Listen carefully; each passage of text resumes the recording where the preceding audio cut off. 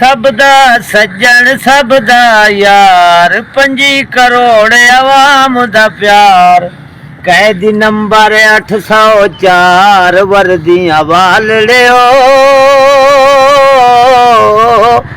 इंसाफ करो।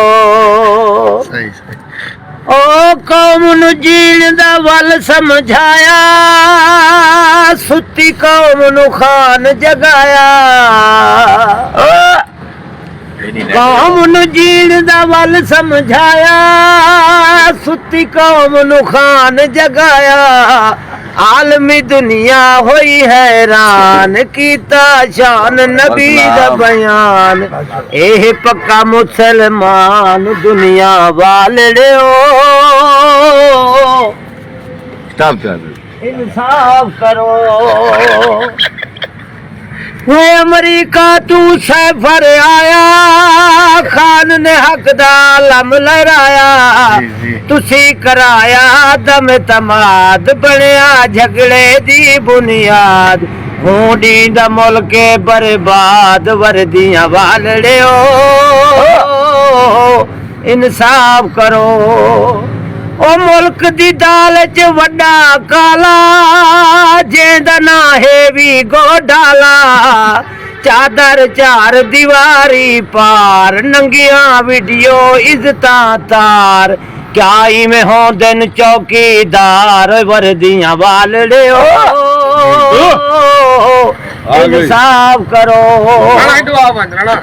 ओए असली नस्ली खून जगला दल इंसाफ कानून जगला। 35 सालां दू पी नून चुसेंदी रही है अवाम दा खून। ना इंसाफ दे ना कानून वर्दियां वालड़े हो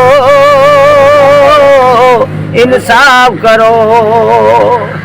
ओ मुल्क लुटिया वारी वारी दू गंजे ते एक जरदारी।